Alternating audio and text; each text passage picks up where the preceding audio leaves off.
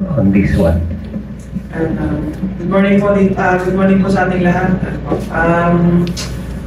Yung naging journey ko naman sa qualifying since nag-start nga kami from Australia, Spain, hanggang sa Italy.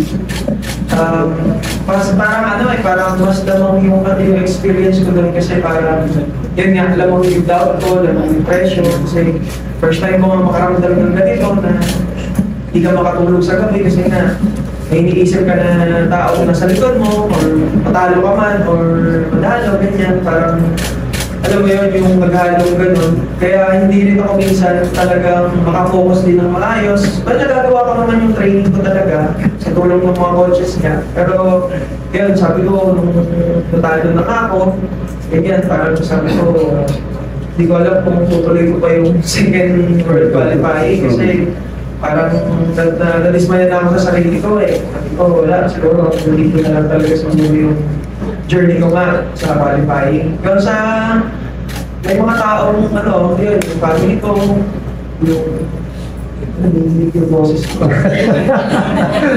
Yan, kapatid ko yung mga tao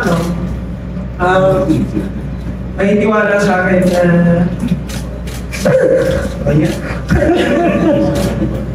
Yan, mga tao nasa likod ng pagbalik ko dito sa vaccine, siguro, sabi ko nga, may purpose nga si Lord sa akin na kaya bakit ako binalik dito kasi parang dream ko lang talaga nun eh.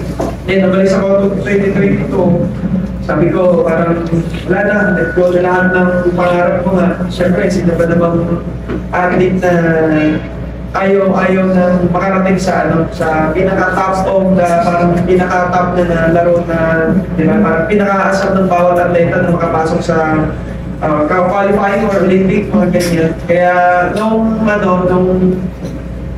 nawala na. Importante na ako eh. Kaya nung medyo, sabi ko yun, sinabi na sa magulang ko, ng kapatid ko, ng mga nag-train ko din sa kanila na i-push mo yung sarili mo, ganyan. Kasi parang nangyayari, kalaban ko nga yung sarili ko.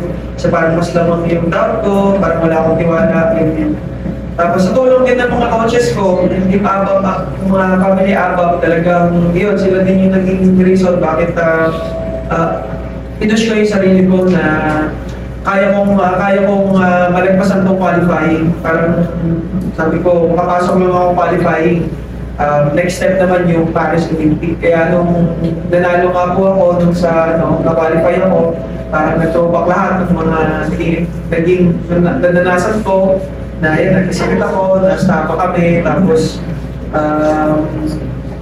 tawag dito, marami lang wala nagtitiwala din sa akin kasi nga wala, parang hanggang buwi na lang, hanggang muso ka lang, parang gano'n yung ayun, sabi ko, nung qualify na ako, sabi ko, wala na akong ibang gagawin pa, tatrabahuin pa namin ng gusto. Kasi alam ko yung sarili ko na kulang pa, pero tatrabahuan pa namin ng mga coaches.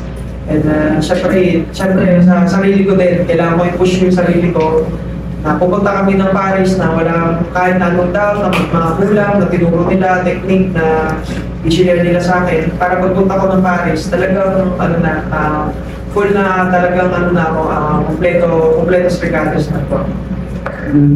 You, as a inspiration, yung sinabi ni Sir Ed na next to next ikaw yung posibleng maging medalist na sa ABAP, sa Olympics. Magaling nga po, kasi Sir Ed, example ng time na yun. Umalis din kasi ako sa team ng time na yun kasi nga parang tuloy yung isipan ko, dami kong iniisip na pwedeng gawin, pwedeng pag-sino. Kaya umalis ako ng time na wala din ako nung siguro parang 2 taon din. Yun nga po, nung time din na parang sabi ko parang plan siguro talaga ni Lord talaga ibalik ako dito eh. May purpose talaga kasi parang wala na akong plano eh. Kumbaga, hindi na para sa akin to eh. Hindi yung sinabi ko na eh. depende may mga tao din na may mga tao may tiwala sa akin. Pero siguro sa akin, parang ako wala akong tiwala ng sarili ko. Yun yung kaya na umalis ako po. Kaya ayun, nung bumalik ako dito, na pinakita ko naman yung best ko, na tinrabaho ko din, sabi ko kahit na alam kong siguro kung tinutukan ko yung skill ko noon, or nag-stay pa ako nung time na yun na nag-start pa ako mag-training, siguro ang laki ng improvement ko na sana ngayon, marami na akong, alam mo yung, ano na, hindi na ako nag-aalangan or nag-iisip pa ng mga technique, plans pa, pag-sari. Siguro parang talagang ano na ako siguro na full ano talaga, yung parang kompleto na ako sa ano yun. Kaso yun nga po, parang ang daming doubt kasi ng time na yun. Pero yun nga, nung bumalik ako dito, hindi naman nagkatubili sila Sir Marcos, mga coaches, natanggapin ulit ako para i-prepare niya ako sa qualifying na yun yung ano ko, natalo nung una, pero mas encourage ko pa yung sarili ko at alam kong hindi ko na parang nag-doubt na naman ako sa sarili ko. Tapos yan, tinausap ako nila Attorney Martin, yan, push ko pa yung sarili ko, kailangan kong mag-focus pa sa training, kailangan ko pang improve pa yung mga skill ko kasi ilang buwan na lang din, may second world qualifying na, kaya yun yung pinarapaw ko nung time na yun. And yun nga po, naging success naman, and yun, nagpasalamat din ako sa mga tao nagtitiwala sa akin kahit alam ko sa sarili ko, wala na akong tiwala ko sa sarili ko. Pero ganun pa man, pinapangako ko din na maganda yung magiging performance ko doon sa itong gaganapin na Paris Olympic. Bibigay ko lahat ng best ko, and ayaw kong matismaya sila, and mawalan sila ng tiwala sa akin. So, pupunta ako ng Paris na buo yung loob ko na sasagupain yung mga kalaban ko. Okay.